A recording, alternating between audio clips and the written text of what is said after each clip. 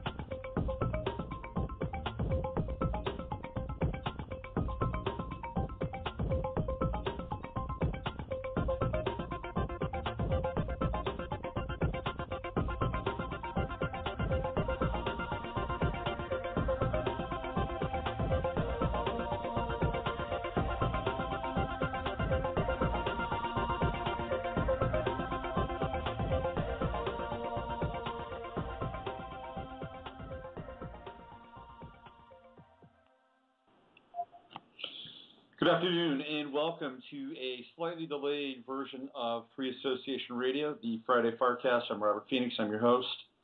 And shortly, I will be joined by Johan Calleman, all the way from New Mexico. We're going to be putting a call into him, and we're going to be talking specifically about his latest book.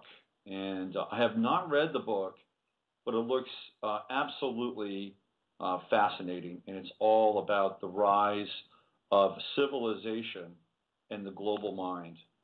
Volume 1, by the way, a novel theory of our origins. So I'm going to pick up the phone here really quickly and get on the line with Dr. Calleman. As you know, I had him on the show quite a while ago, and he was, I found him to be a really interesting figure because there was at that time, this is all pre-2012, and there was a kind of this bicameral split in the 2012 camp, right? There was the John Major Jenkins camp, and then there was the Arguelles, the Jose Arguelles camp. And both of them were based on different versions of the calendar. And Arguelles being his own version, the Dreamspell version, which I happen to like, by the way. And then there's the classic Mayan, which is what Jenkins was running off of. And then Carl Calleman came into play here, and he had a slightly different version of the date, the end date for the 2012 calendar. He was using the ancient Maya, but his end date was actually further, I think further up. It was in like late October of 2012 based on the 13 Ahau signature, which would theoretically end. It would be a classic end for the cycle, 13 Ahau being the last sign in the Mayan calendar. So I thought his information was quite interesting. So I brought him on the show, and we talked a lot about, in fact, I pre-recorded that show. And we talked a lot about 2012 and, what we were hoping and maybe intuiting what could occur after this time, this 2012 date. And I think things did happen. I think things have shifted post-2012. There seems to have been a massive escalation in some ways of dark consciousness post-2012. I mean, let's look at it. We got into Sandy Hook, we got into Aurora, we got into Boston, the Boston Marathon, and now we have Elliot Rodger in Santa Barbara, and we have our friends down in Las Vegas, and we have ISIS, what's happening in Iraq, and we have Ukraine. I mean, things have gone off crazy since 2012. By the way, if you look at some of the names of these false flags, Sandy Hook, Aurora, and Santa Barbara, they're all female names. Sandy, female, right? Aurora, goddess of the dawn. Santa Barbara, Saint Barbara. So there's some kind of interesting dark goddess theme going through some of these events. And now, of course, we have ISIS over in Iraq, where the U.S. and Israel And apparently Iran are all playing nice so they can go in and destabilize Maliki and the Iraqi government, take control, make friends with Iran, secure a beachhead in the southern Caspian Sea, and then launch an offensive, if they need, into southern Ukraine and Russia. It's all very strategic, all very, very strategic. It is Brzezinski's global chessboard, and it's all happening while we speak. All right, so let me do this. Let me bring Dr. Calleman on. So what I'm going to do is I am going to call him. It will take me just a moment or two, and let's jump right in here. So I will not share his number. Let's do this quietly, privately. All right, here we go.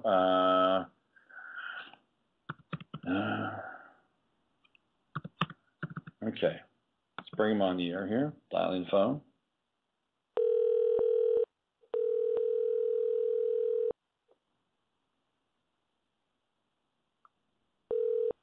Hello. Hello, Carl. Hello, Robert. How are you today? I'm fine. Happy solstice. Hey, that's right. We are here now, aren't we? Yes. What an auspicious day to have you on the air. Thank you for coming on and joining us today. Oh, thank you for having me on your show. I was telling the audience that it's been a while, and the last time I had you on was the run-up to 2012. And Yes. I was just sharing with them how fascinating I thought you were, because at that time there was the Jenkins camp, and then there was the Arguelles camp, and then you came in with something quite different, which I found fascinating and slightly paradigm challenging in its own right about the end date. And not only that, but you also really kind of got into, at a microscopic level, the life of Arguelles and how he placed himself in the calendar, and some of the other maybe darker narratives that were associated with Arguelles. And again, I found that stuff interesting.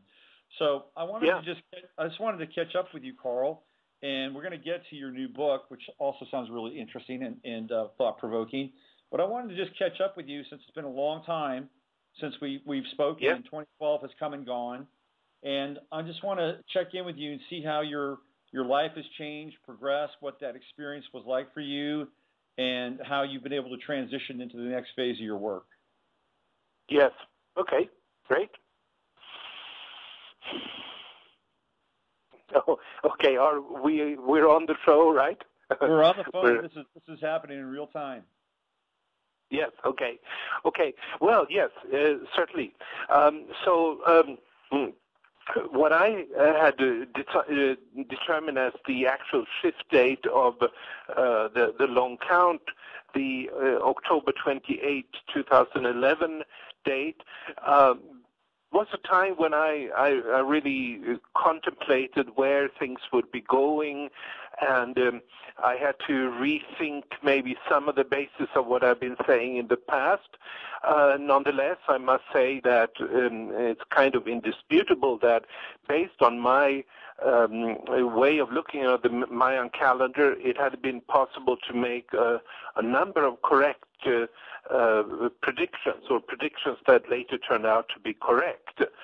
And there has been a sort of a large shift in my attitude. I relatively soon after this shift date, I started to write on a new book, and the first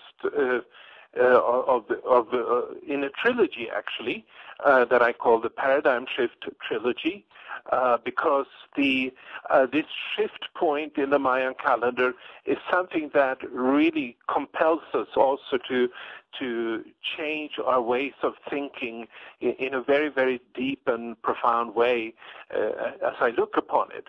And the first of the volumes in this trilogy, The Global Mind and the Rise of Civilization, is now released a month ago or so, and it really just provides the basic groundwork for what is later to come, which is more to deal with especially how we are to use calendars in the future and so forth.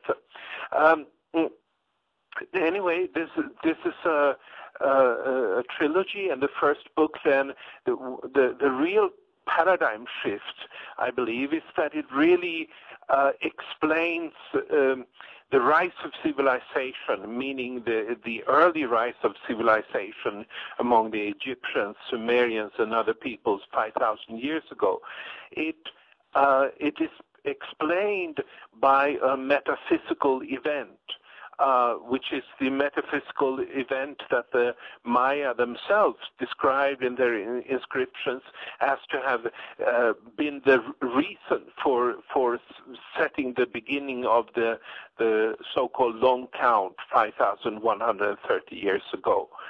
So it's a paradigm shift because it looks at all of the evolution of human history as a result of shifts in consciousness, or you might say shifts in the mind.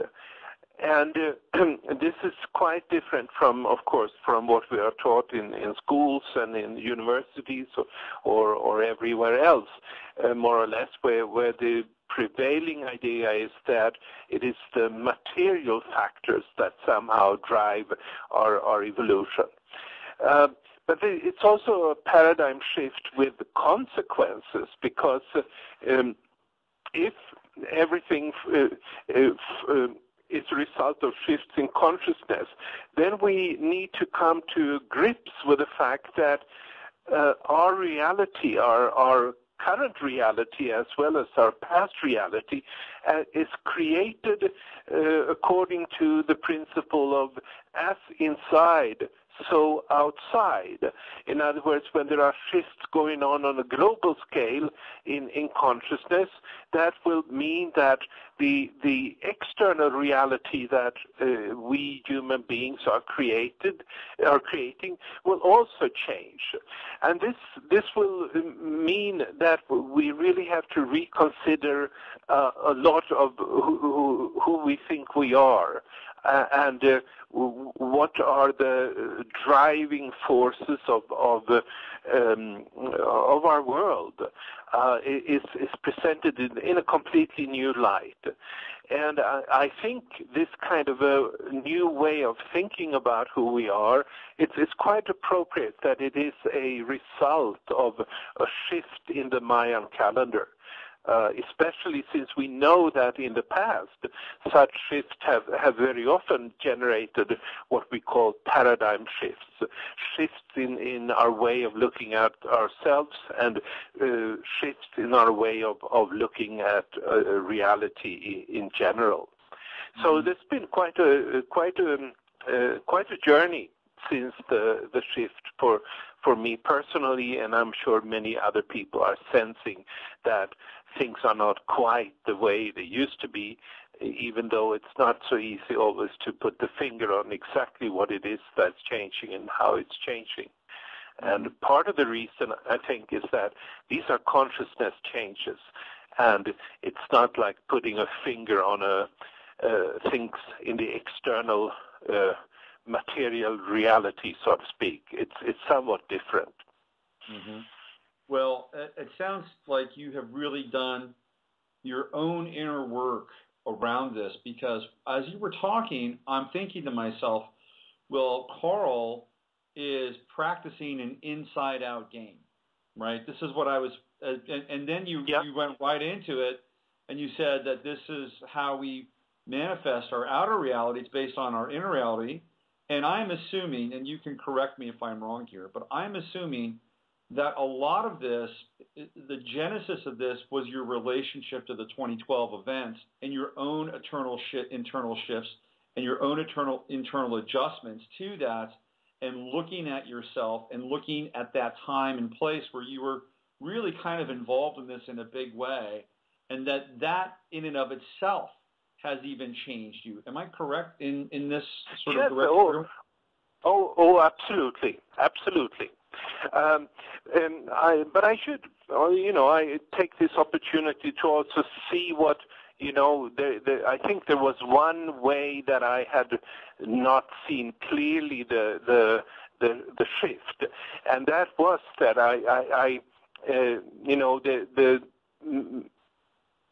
almost everyone, including myself, before 2012, were thinking that the so-called long count, the 5,125-year wave of the Mayan calendar, that it would be limited only to a so-called 13 Baktun period.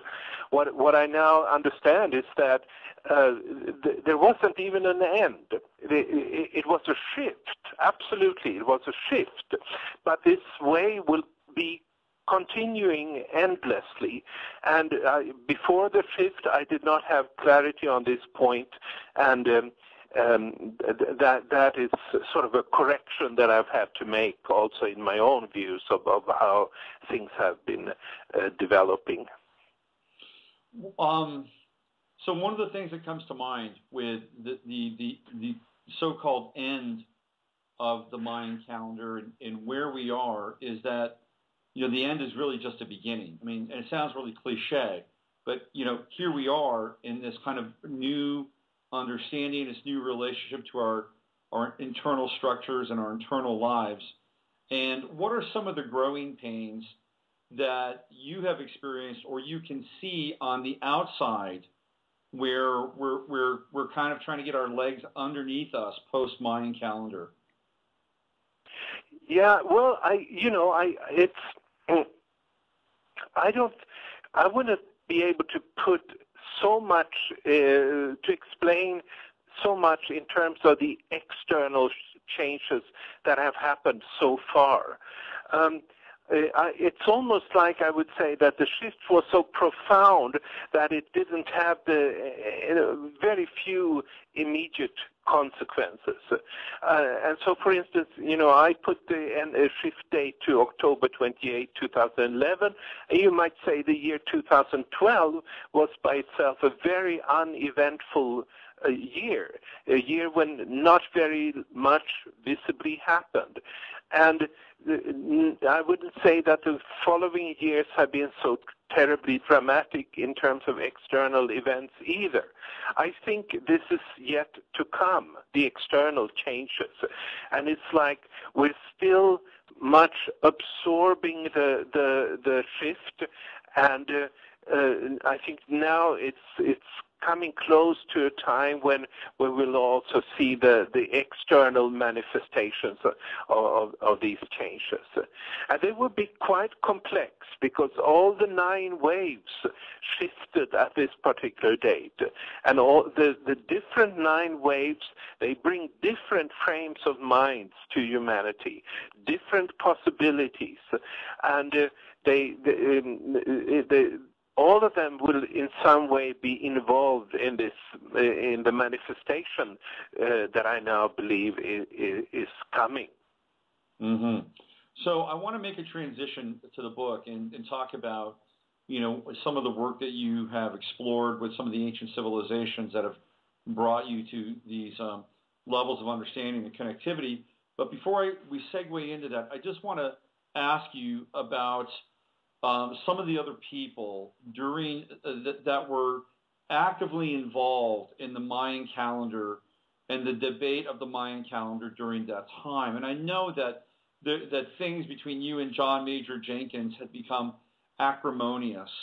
Has that changed at all? And have you seen any other kinds of shifts or things taking place in Jenkins's world where he's moved on and is incorporating new material? Do you even care? So what's happened post-Mayan calendar with some of your contemporaries? Oh yeah, that's well, as starting with Jose Arguelles, he passed away, as you know, in March of 2011, and his wife Lloydine, with whom he had been created this so-called dream spell calendar, she passed away only a month ago, actually. So they have passed away, And I really haven't seen very much of any kind of changes in the community, calendrical community that they created. And Arguelles, in his early way of describing what he thought as the shift of December 21, 2012, he really pronounced that particular date as a very distinct discontinuity when a completely new world would appear. And that obviously didn't happen. And so I suspect that in that community people have been a little bit disappointed and not really know what to make of it. When it comes to John Jenkins, I think he's pretty much withdrawn from the public eye. The reason being that he had so much focus on this particular theory that December 21, 2012, that's the galactic alignment that he called it, and most people sense that, well, nothing really special happened on this particular date. So I don't see that he would very easily come to participate or discuss these matters anymore, since he really didn't have a kind of a theory about the evolution of consciousness like the one I'm presenting. So I don't think he has changed his view, but I don't think he's actively engaged in this process anymore. And they were, I would say, the main contestants regarding the Mayan calendar. Yeah. Well, interesting, and how they've all, either passed away or withdrawn their energy from the public eye, and yet you are evolving and you are growing and you are presenting new work. So let's get into that. The global mind and the rise of the civilization. And this is a novel theory of our origins. This is volume 1. It's part of a trilogy. And this is Dr. Calleman's latest work.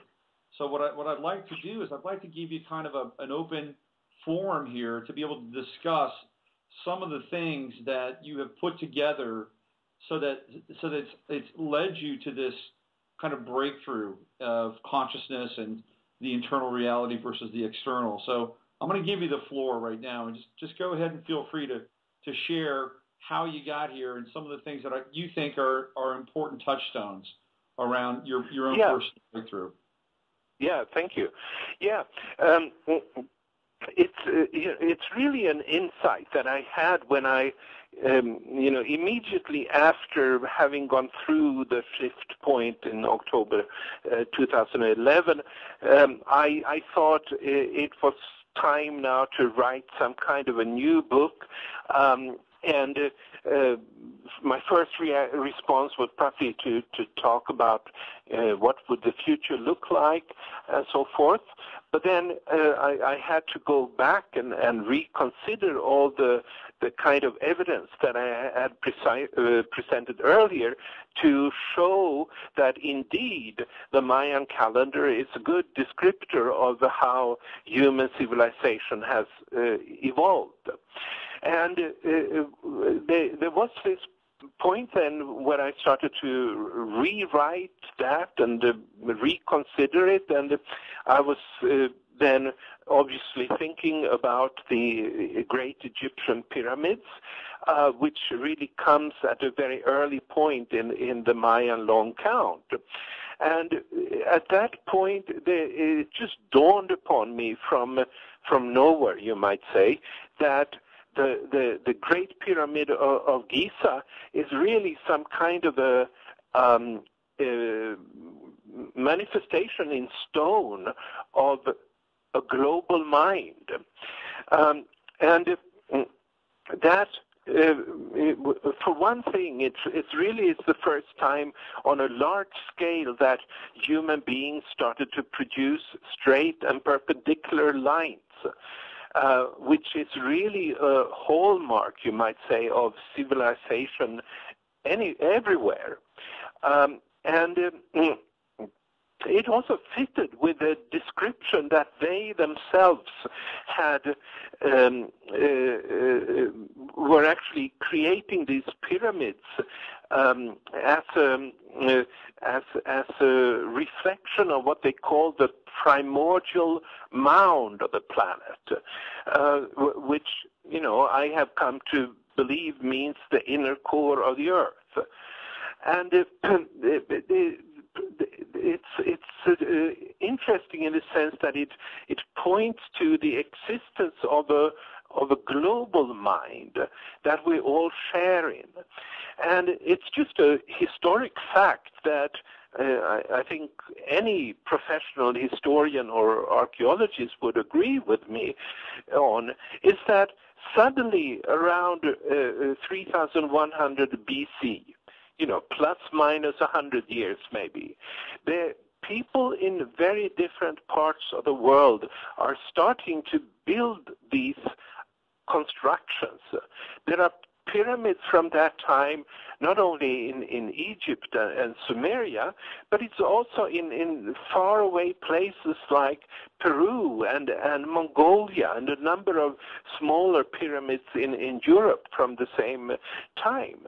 And so this fact, as well as the fact that according to the best datings of historians and archaeologists, this is a time when people are starting to count and start to develop multiplication tables, to start to write. They start to create all kinds of structures. Life becomes diversified, and city life emerges, what we call civilizations, basically. This happens within a very narrow time frame around the time that the Mayan long count began. Mm-hmm. And so a natural thing would be, how can this be? Is it that a global mind at that time was activated, that we all are able to connect to? Another state of consciousness, you might say. And this is what I then argue and evidence throughout the rest of the book, that the mind that we taught in schools, basically, that the mind is generated by our brains, so that we would all be sort of isolated individuals creating our own minds. That view is simply not true. What is much more true is that each one of us is connecting to a global mind that defines certain limits to our thinking and helps us, you might say, on the path of creating civilization and so forth. And this mind is really a metaphysical, or you might say divine mind, whose evolution we are collectively a part of. This thought may not be entirely new, but what I really feel is new is the degree of evidence that is now being presented, that this is the kind of reality that we're living in. And this also, I think, is knowledge that is crucial for us to handle where we're going at the current time and our plans for the future. That's what the book is about. Mm-hmm.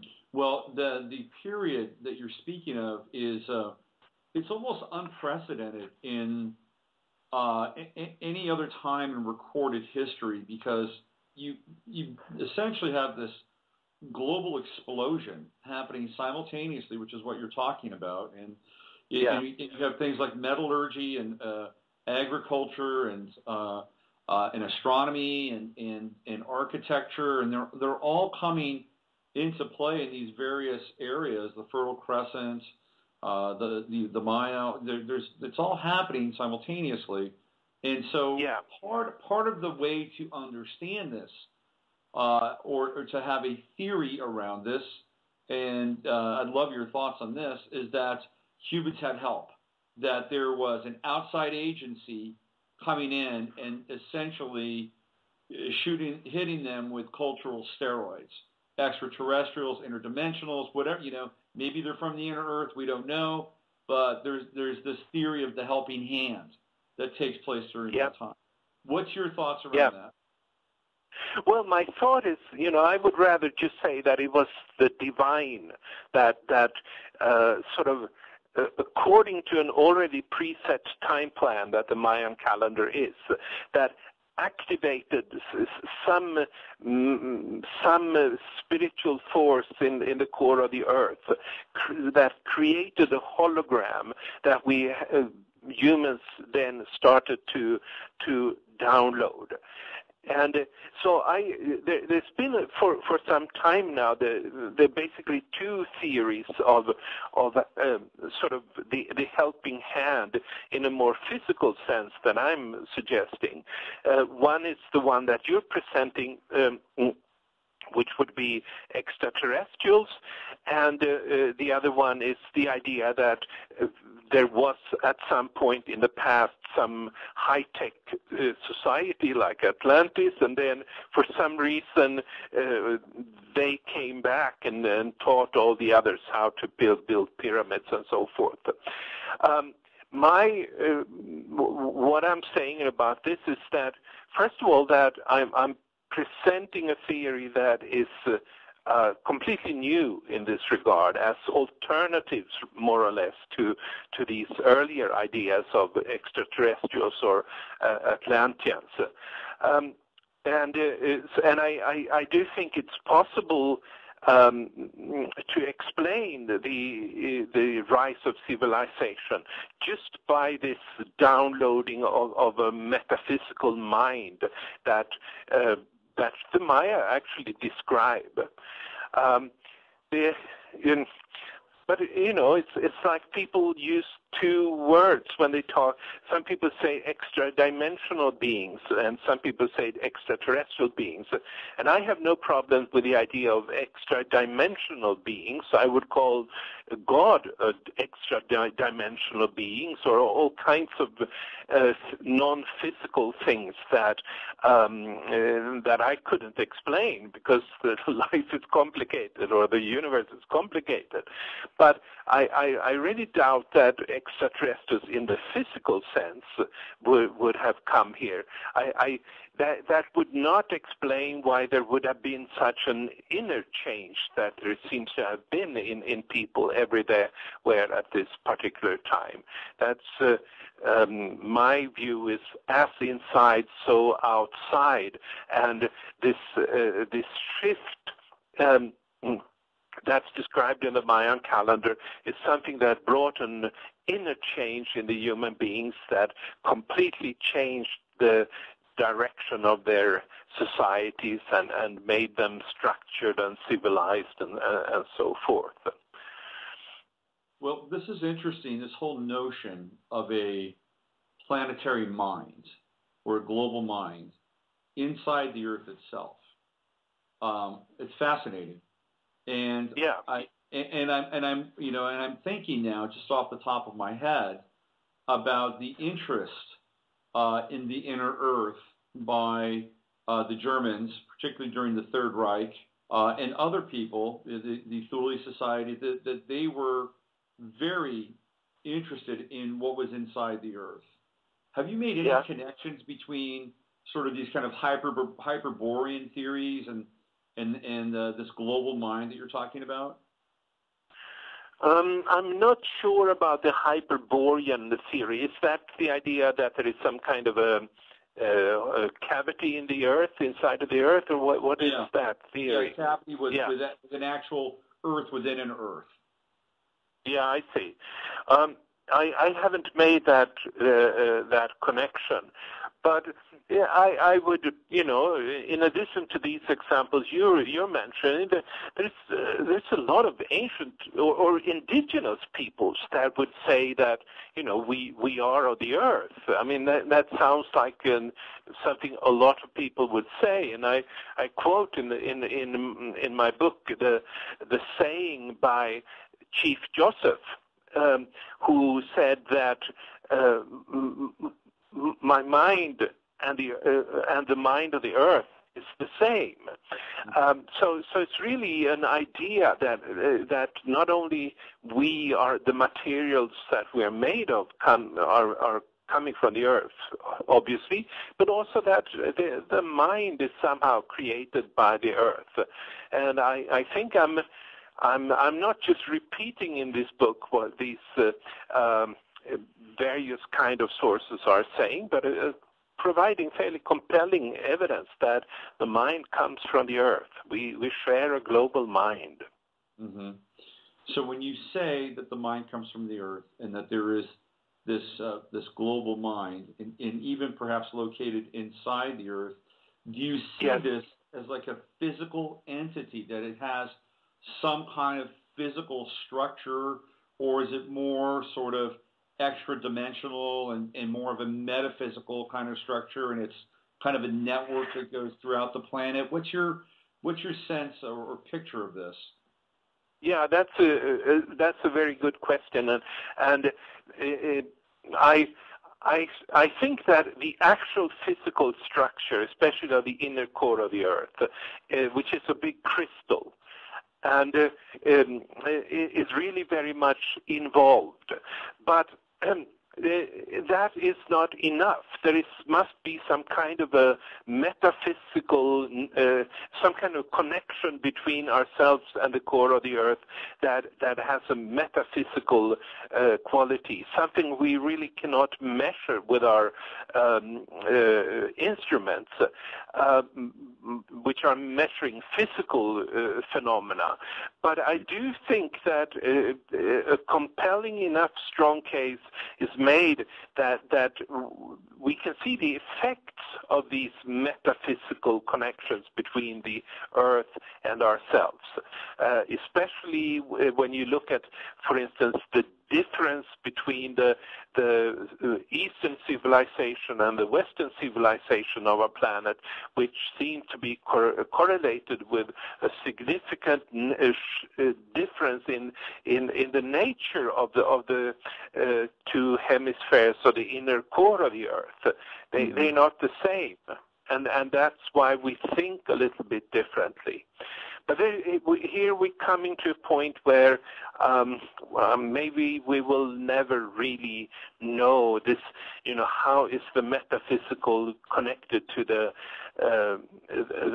physical? It seems both are involved in making us who we are, but exactly how they're connected, that's a difficult thing.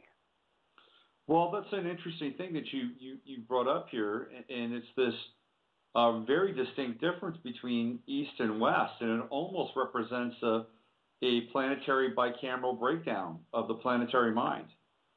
Yeah, I would say yes, and certainly Jane's ideas, Julian Jane's that you mentioned, the bicameral mind, they fit very well into this perspective, very much. Yeah, I tend to be a bit of a traditionalist when it comes to the life of the man they call Jesus, Sananda Emmanuel. I believe he existed. I believe he was crucified. That's my belief, and I've seen enough to correlate and correspond with that belief outside of Astro theology. And so I'm just going to put this out there to you. Maybe you've gone down this path, maybe you haven't. But did something, or could something like an event like the Crucifixion, where there's some kind of real kind of rip in consciousness in some ways, like a global consciousness, an awareness of a new form of being, could this have been an activation point of the global mind, a new kind of an event for novelty of the global mind? Have you gone into that territory at all?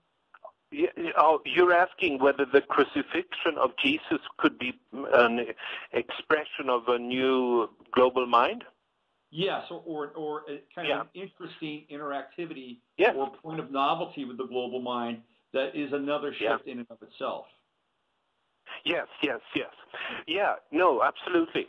In many different ways. I mean, first of all, the presumed time for the crucifixion of Jesus is AD 33, and it sort of happens very close to what would be the beginning of the 5th day of the long count, which is a 400-year period that began in AD 40. And meant the spread of the Christian religion throughout the Roman Empire and the establishment of this as what later would become like a global religion.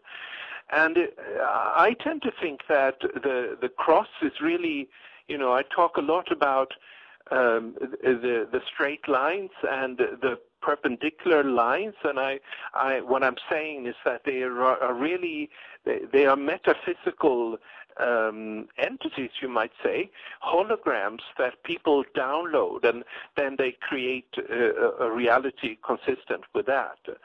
And so you might say that, for instance, the Egyptian pyramids was in a sense, it was very much created along the cross of the 4 directions. But you might say then, and that was sort of the beginning of introducing straight lines and the alignment with the 4 directions on our planet. But then later, when Christianity came, you had the cross. A cross is a symbol of exactly the same thing. It's straight and perpendicular lines, and I believe that it symbolizes a metaphysical hologram that later then was what was behind the creation of the cathedrals and so forth. It's really part of how the mind creates our civilizations, which are always based on straight lines and perpendicular lines, but also how the mind ultimately comes from a divine source. And I think that is what the whole idea of Jesus and his mission is a part of that. But it's not the only part of that metaphysical downloading of the mind.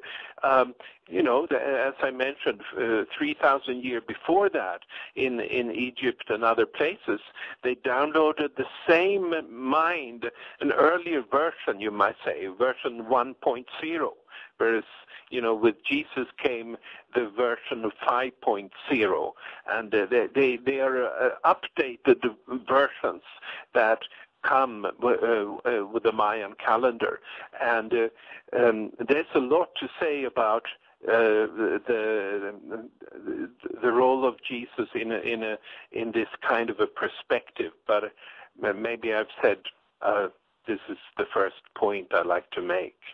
Mm-hmm. Anyway.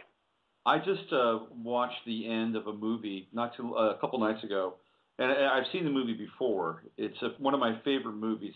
It's called Dark City, and are you familiar with this movie at all? No, I'm not. No. It's an interesting movie. The director is Alex Proyas, he's a very gifted director, and Dark City is a kind of a science fiction thriller, and it's about a city where it's always nighttime, but it's always changing. People will go to sleep and they'll wake up and it will be a different city, and they'll even have a different identity and be wearing different clothes. It's a fascinating premise. And what's interesting about this, Carl, is at the center of this world is a mind. Now, it's a mind that's being activated and basically activated and guarded by a group that is studying humans to try to find the location and the nature of the human soul. So they create all these different scenarios for people to experience. So they're learning from them. But the whole idea here is that there is something inside of this sphere in space, which I think is a metaphor for Earth, by the way, that is constantly changing their paradigm, their reality. So to some extent, there's this kind of cinematic portrayal of what you're talking about in some ways. Yes. Oh, wow. What's the name? Dark Knight, you said? No, it's called Dark City. Dark City. Dark City. Okay. Yeah, no, that's sort of how I look upon things are working. Maybe it's sort of a little bit exaggerated, but in that direction. Of course, it's a movie for entertainment. But in that direction, yes, I'm thinking in that direction. It's I think actually every morning that we wake up, we download this mind again because we need to have it for our daily activities. But I think we leave it outside. We disconnect from the mind when we fall asleep, and so that's why our dreams, they are not at all as structured and rational as our daily activities with the mind. So I think we disconnect and then we reconnect. And especially when we reconnect in the morning is a time when we often get very good ideas, I think. Well, we're still coming from this chaotic state of influences that the sleep state may give. But then at that point when the mind is coming back to us, we can see the things in a new way, and that's many people have experienced that this is the time to get good ideas. Well, this is one of the things I was going to ask you about, was that can you meditate on the global mind? Can you make contact with the global mind through meditation? I think the global mind is something we're always somehow connected to, or we have been for the past 5,000 years. Before that, people didn't really have a mind. And they just had brains, and they had souls, but they did not have a mind. The question really is, can we disconnect from the global mind in our awakened state? And I think that is what happens in many altered states of consciousness.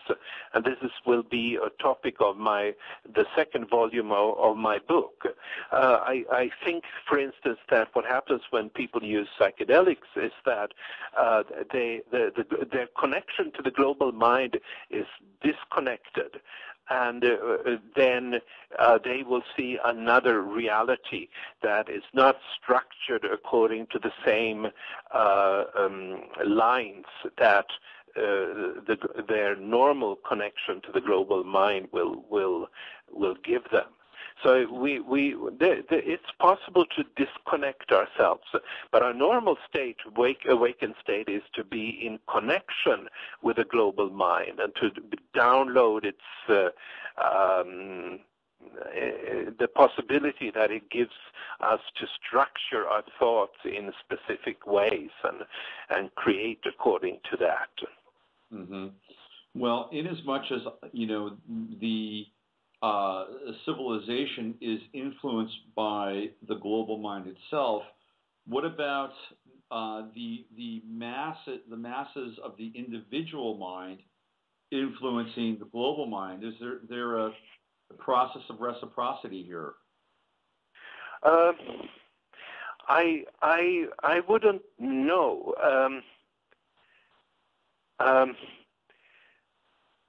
I think we're all connected.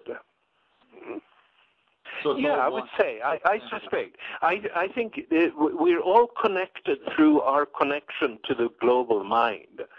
And I also think that when we do things as individuals and maybe change our ways of thinking and our emotional our emotions and so forth, then it will, through a variety of ways, it will also spill over into other peoples. We much more than we tend to believe, we are already connected, so to speak, and the means of this is essentially this global mind, I would say. Mm-hmm. So I think there is a reciprocity, as you're saying there. Tesla, and maybe, yeah. No, go ahead. You finish your thought. No. Go ahead. Well, okay, and maybe this is even intensifying at the current time after the big shift in 2011. Maybe our connections are intensifying, or actually it is like that certain filters are being removed, certain walls are being removed, and that is not always easy to handle, but I think that's probably the way that the world will be going in the time ahead. Right. So, in essence, what you're saying is that some of our points of reference will be disappearing. Is that correct? Yes. So familiarity will become less and less familiar in some ways. Yes, that's a very good way of putting it, yes. Tesla had this idea that he was basically a radio antenna. That's how he saw himself. And so he was picking up on signals that were essentially giving him these ideas for his very advanced creations.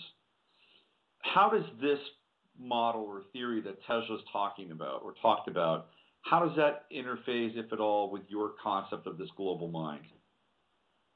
Well, I don't think the global mind is electromagnetic. To backtrack a little bit, we do know that ancient peoples that had downloaded this global mind more recently, they were always creating their buildings aligned with the four directions. And they would honor the four directions in their ceremonies. And this is because the four directions are part of this global mind.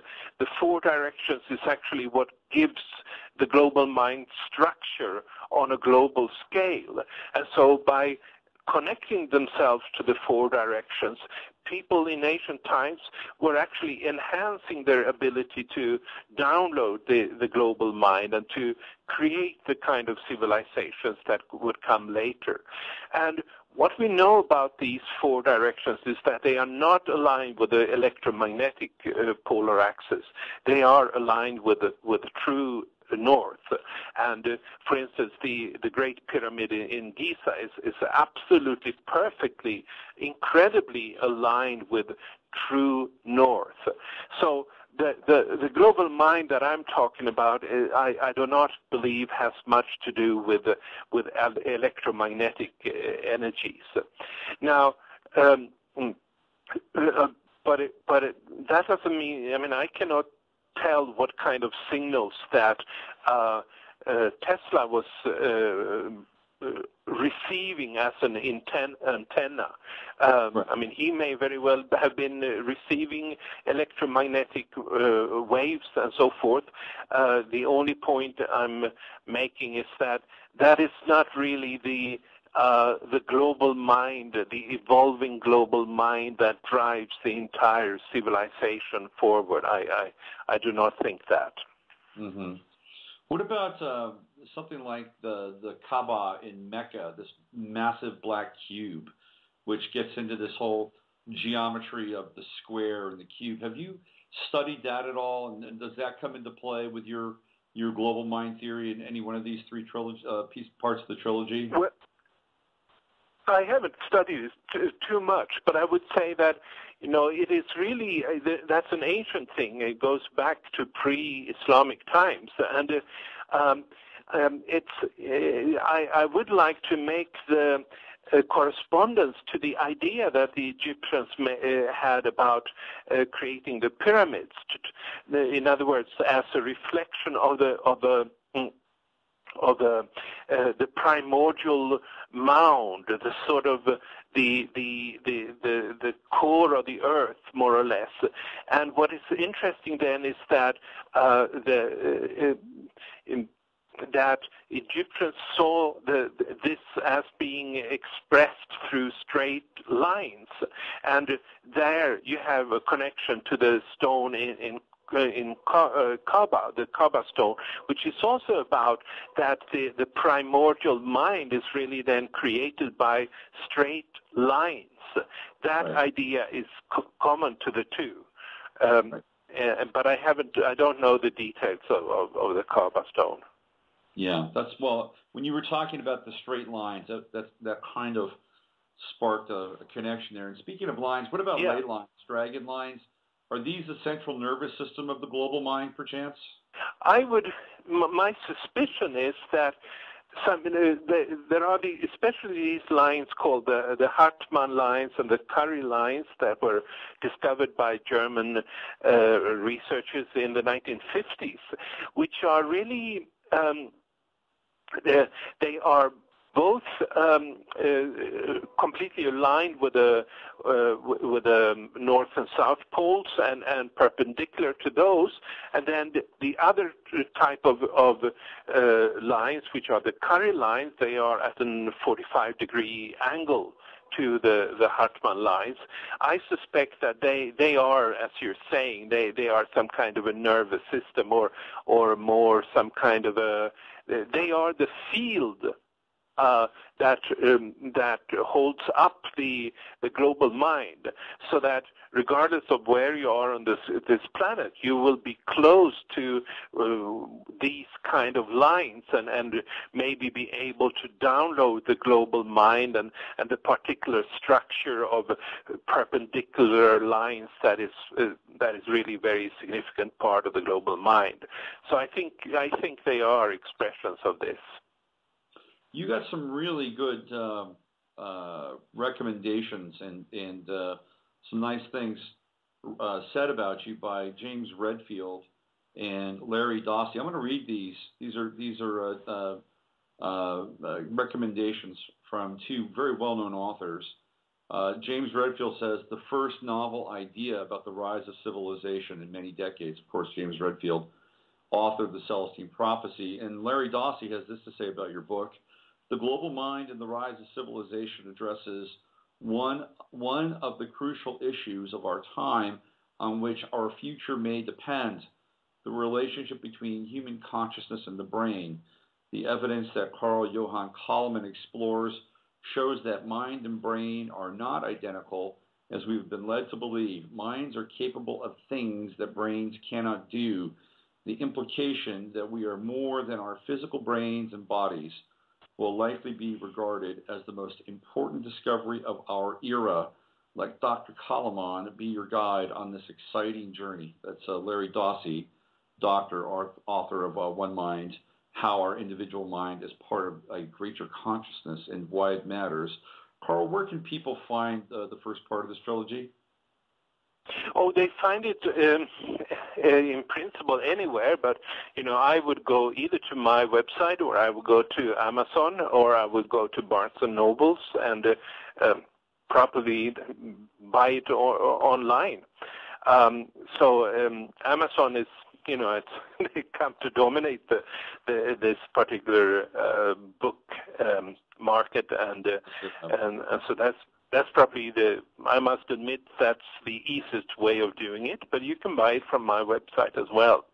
Mm-hmm. And I'm very happy about the generosity of these men who have endorsed the book. But it's not only generosity; it's also, I think, a recognition that we here in my book there is a lot of hard facts that sort of may bring clarity into a field that we for a long time have been speculating about and so forth, and I think it just hard facts, hard evidence is really what we need in order to really be able to stand on something new and go forward, not being in sort of not vacillating about who we are and understanding our role in the future of civilization. So that's of course I'm here speaking in favor of my own book, but I think it is a little bit. I think that is the way it is. That even if people may not agree, there is at least some hard evidence to relate to, and that makes a difference. Mm-hmm. Yeah. That's always good to have hard evidence. Somebody wanted to call in and ask you a question. Would you be open to that? Sure. Okay. The number here is 347-308-8995.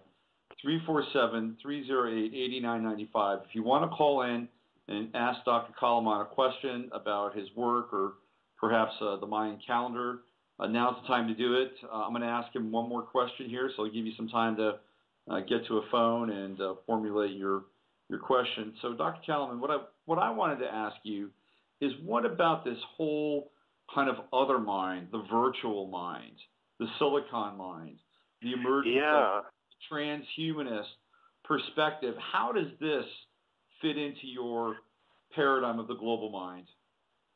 Yeah, well, it's this first volume, it deals essentially with only one of the 9 waves of the Mayan pyramid, which is the long count, the 6th wave, the 6th level of the 9-storied Mayan pyramids.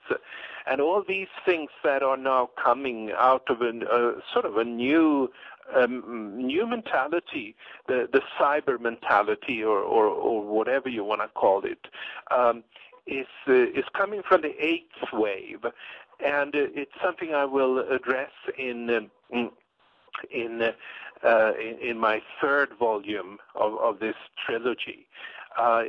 It's becoming very popular, and the idea is becoming that we can recreate a brain, and then we would have we could recreate the brain of Einstein, and then we would have him back here, and these kind of things, like Ray Kurzweil and so forth. They talk about reverse engineering the brain and so forth, and I'm basically saying that this will not work.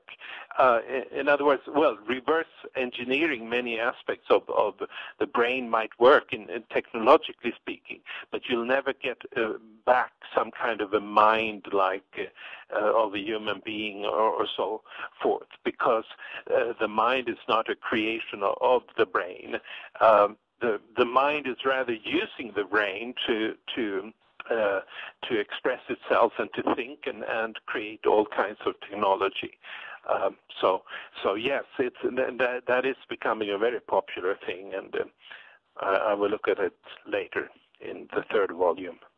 Okay, so it looks like we have our caller, and let's find out who they are and what they want to ask you. Hello there. Yeah, it's David Limericker calling from Canada. Hey, Dave. What's going on? Hello. How you doing? Hello. So I have a question. Now I follow sort of your what you're talking about from other people and whatnot. But what I'm kind of wondering is what I'm seeing right now in society. Some people, if we're all part of a collective mind, why is it so polarized? Why are people going so far off in one direction? People are getting healthy, people are eating better, thinking better, becoming more spiritual.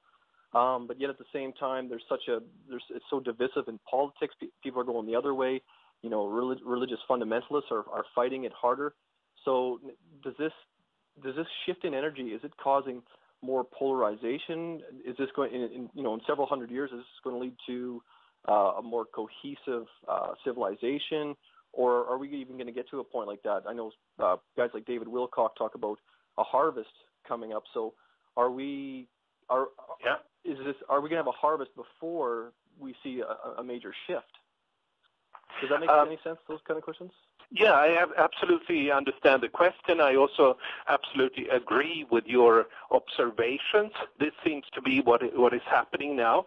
And the explanation I would give comes from the fact that it is not a simple shift in one form of the mind, so to speak. It's a what happened in 2011 was a simultaneous shift at 9 different levels. And each of those levels are associated with a certain frame of mind. And even if we're all connected through this global mind, we are also, our intentions play a significant role in this. And you might say there are at least 5 different frames of mind that we can intend to be in resonance with. And especially the highest wave that was activated in 2011, the 9th wave, that is the wave that in principle makes it possible for us to download a mind of unity consciousness, a non-dualistic mind. And so the reason that you are observing a number of people that, are becoming more spiritual and living much more healthy and all these kind of things, is that there is a bunch of people on our planet that have chosen to download that new possibility that occurred in 2011, the unity frame of mind of the 9th wave. But then there is a large number of people to whom this doesn't occur as a possibility. And, why the people are different in this regard is a long story. But some people are still in a very dualistic frame of mind, and, they may belong to religions that are thousands of years old and have not even considered going into this new possibility that we are here. So we have a choice in these matters, and I'm convinced. And our intentions play a big role in who will go where and how long time will it take for this kind of new realities to manifest. Mm-hmm. May I have one more question? Yes. Go ahead, Dave. The question would be, okay, I've read all of Dr. Michael Newton's books, all the stuff on reincarnation. Now here's my question. So if these people that aren't getting it right now, aren't allowing themselves access to this new energy, do they, in effect, are they going to have to pass on and sort of recalibrate in the spirit world, or whatever you want to call it, the in-between, and then come back? And are they going to adopt this new energy, or is that sort of the process that we go through, or those souls just not able to? Are they just not going to resonate? They're not going to pick this new energy up. Well, I would like not to answer that question. I may have my own philosophies about it, but I have no hard facts to base whatever I would speculate on. So my speculation would has no special value to answer that kind of a question. But what I do point out in the book, however, is the idea of that reincarnation. That if our memories are not part of the brains, or if they're not stored in the brains but in the earth, as I'm suggesting, then you can really understand that the whole concept of reincarnation, that a soul comes in and picks up a certain set of memories from the global brain and then starts to manifest the new incarnation of that kind of a memory. But that's a speculation of mine, but yeah, that's as far as it is. It's not hard fact. Well, thanks for answering my questions. Thanks, Robert. Hey, thanks, David. Thank you for calling in and listening, and we'll catch up with you down the road. Carl, hey, listen, it's been great having you on here and reconnecting with you. and chatting with you and getting some up close and personal insight into your new work. Are you going to be appearing anywhere where people can see you or have some personal interaction with you? No, yeah, thank you also. And I think we are in a time when things are starting to manifest, and we have come a certain way from that shift point where our inner life is changing, and so it's really important to discuss these kind of matters. And I want to thank you for facilitating this and opening your microphone to me. I will not be. I will be part of interviews and stuff like that, but I have no scheduled appearances for the whole summer.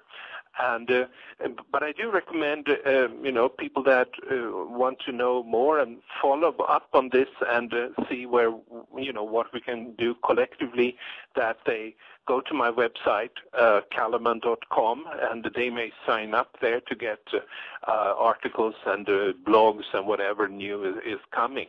That's all I can say. But I have no, as yet, I have no appearances scheduled. Okay. Well, great. Well, thanks again for coming on. I really appreciate it. And you've been listening to Carl Johan Calleman, and we've been talking about his latest book, The Global Mind and the Rise of Civilization. And when we get volume 2 up there, we'll get you back on as well, Carl, okay? Thank you very much. Thank you. All right, take care now. Bye-bye. Bye-bye. That's Dr. Carl Johan Calleman. I think he's a doctor of engineering. I think he's a professor of engineering. That's what his degree is in. It is 2:11 here in South Central Texas, where the weather's not too bad.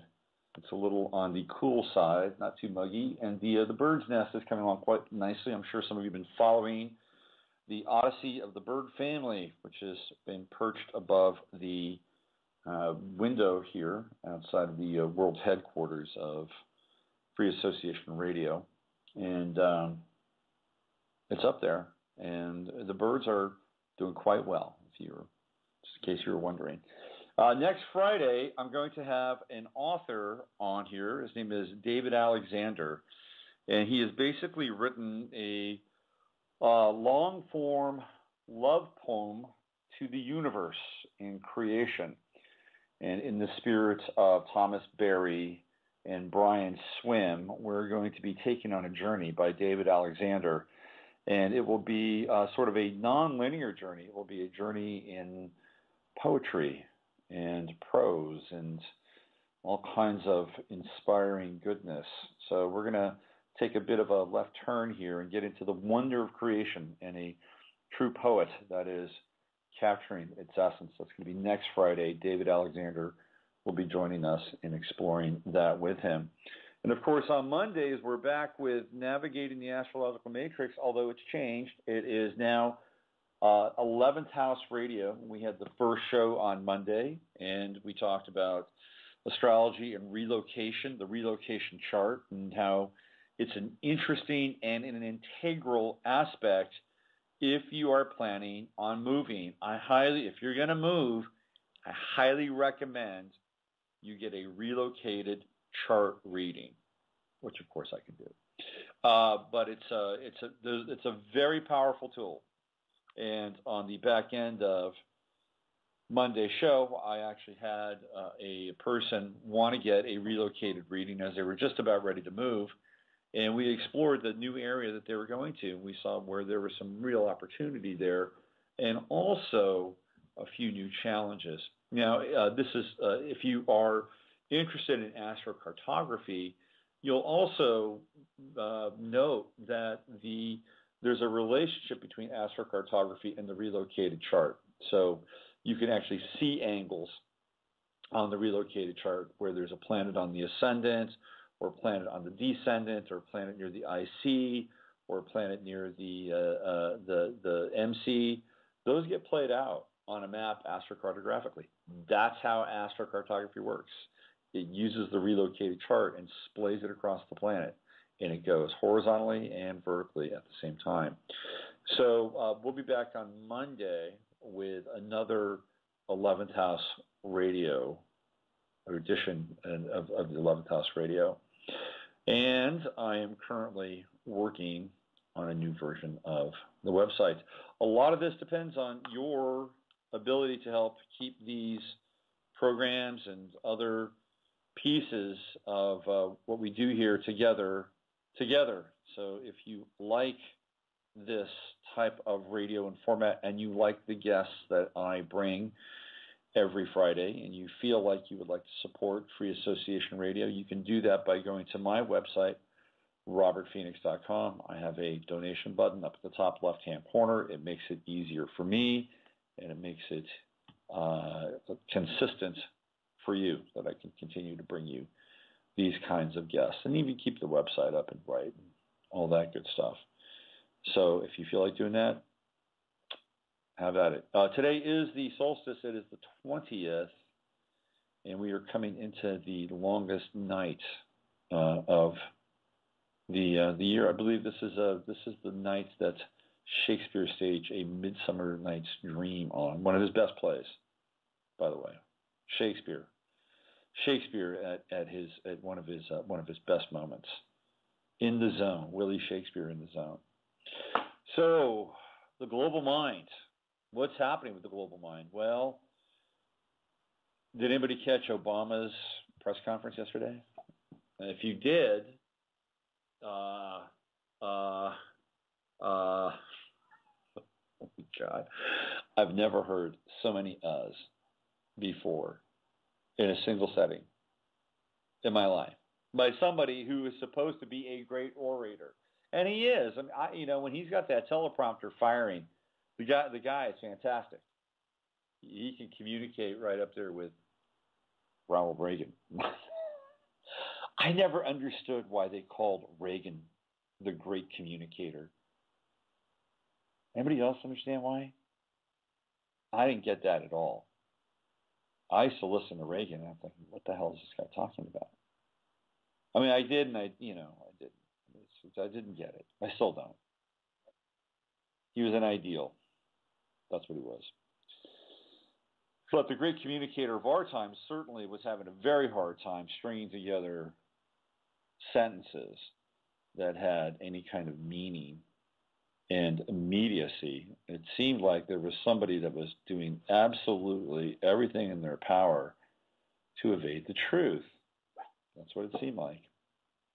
And unfortunately, these are events that we're having to deal with in, I guess, the post-historical society of planet Earth, since the Mayan calendar has pretty much ended. We're in uncharted territory. We are in uncharted territory.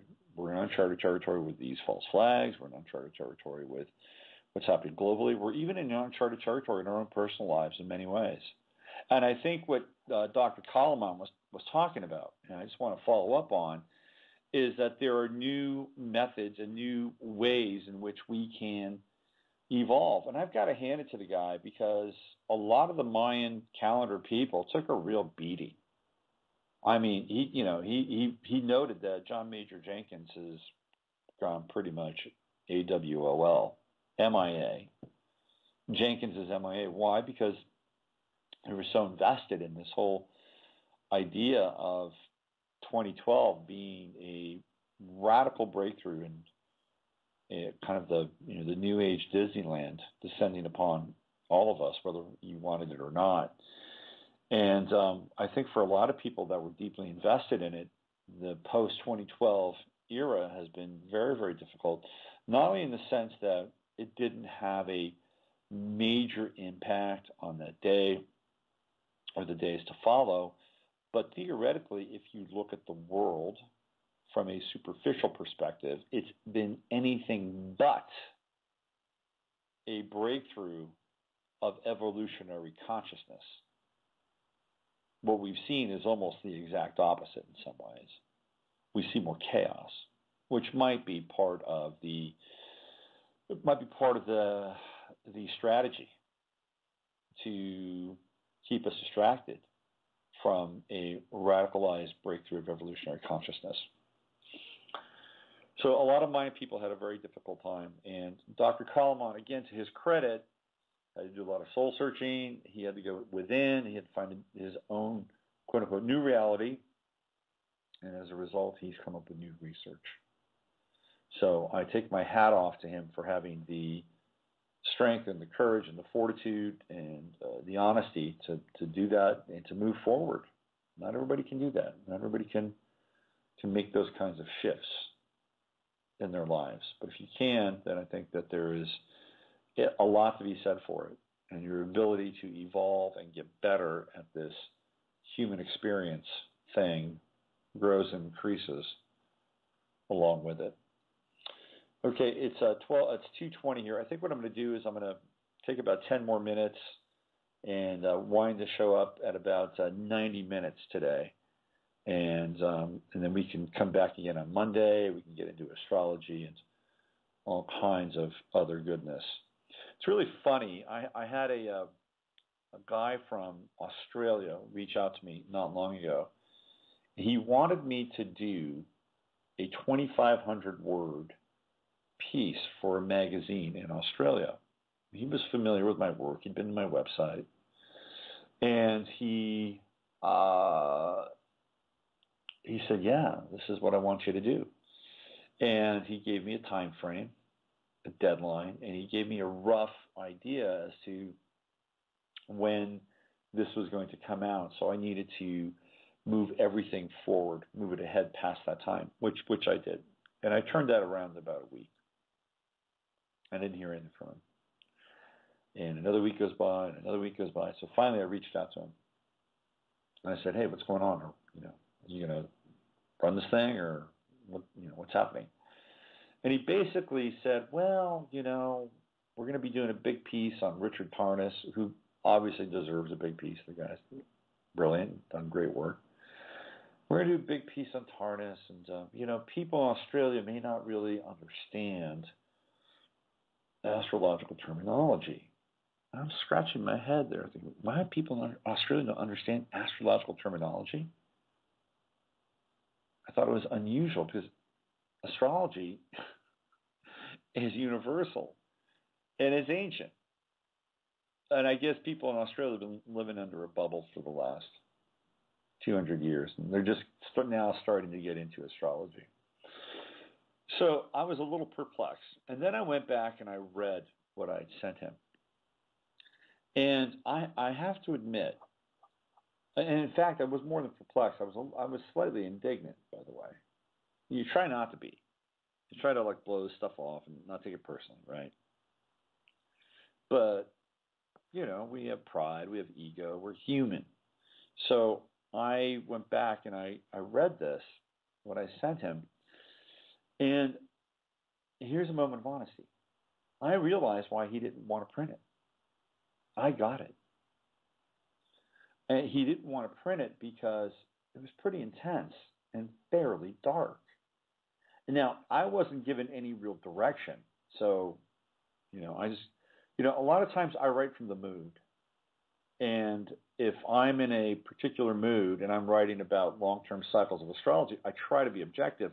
But I may focus on some of those aspects that might mirror my mood at that given point in time, right? So I went back and I reread it, and it was fairly dark. And I'm thinking, this is not for everybody. And then I realized that what I write is really pretty much for me, and has always been that way. And people enjoy it, they like it, but when it comes to actually taking something and bringing it to their readers, sometimes it's not always the easiest thing for them to do, because they don't want to alienate or give their readers a foreboding sense of darkness. But I guess my takeaway from all of this was that, number one, I needed to communicate better with him and really ask him what he wanted and needed. And number two, that I had already made some internal assumptions about the work. And that when I actually went back and read it, I'm thinking, this is kind of a jackhammer. I'm going to put it up on the site. I may put it up today. It's it's finished. It's ready to go. It's 2,500 words. And maybe I'll use the solstice to kind of be a launching point for that. So we're all living and we are all learning, aren't we? And the lessons seem to be coming faster and faster and faster and faster. So that's it. I think we've reached an organic end, a conclusion to today's Friday FARcast with Johan Calleman, and even myself, a little bit of myself, and roughly almost 90 minutes of quality radio. So why don't we stop there? And I want to thank again Carl for joining us and everybody that listens to the show and hangs out in the chat room and cruises over to Facebook. And there's a number of you I know that don't listen to this show, but you follow the show on YouTube. We've got over 1,200 subscribers on YouTube. The other day, I had 1,222 subscribers, and I live in apartment 1222. There's got to be some kind of synchronicity there, don't you think? So over 1,222 subscribers on YouTube, and there's a lot of different ways that you can experience this program and programming. And like I said, we'll be back on Monday. So enjoy your weekend. Summer's here. If I had the rights to it, I'd play Here Comes the Summer by the Undertones, one of my favorite Irish bands of all time, with Fear Gil Sharkey. So I'll be back on Monday with 11th House Radio, and I'm sure we'll be getting into astrology for the summer, for the months ahead, for the next 3 months. What can we expect? How will planets and transits impact you and your loved ones? So until then, you know the drill. Use your head to discern what's real, your heart to stay up on what's possible. I'm Robert Phoenix, astrologer, writer, radio host, Little League Dad. I'll see you on Monday. Have a great weekend. We are living in a computer-programmed reality, and the only clue we have to it is when some variable is changed and some alteration in our reality occurs. We would have the overwhelming impression that we were reliving the present, déjà vu, perhaps in precisely the same way, hearing the same words, saying the same words. I submit that these impressions are valid and significant, and I will even say this: such an impression is a clue that at some past time point, a variable was changed, reprogrammed as it were, and that because of this, an alternative world branched off.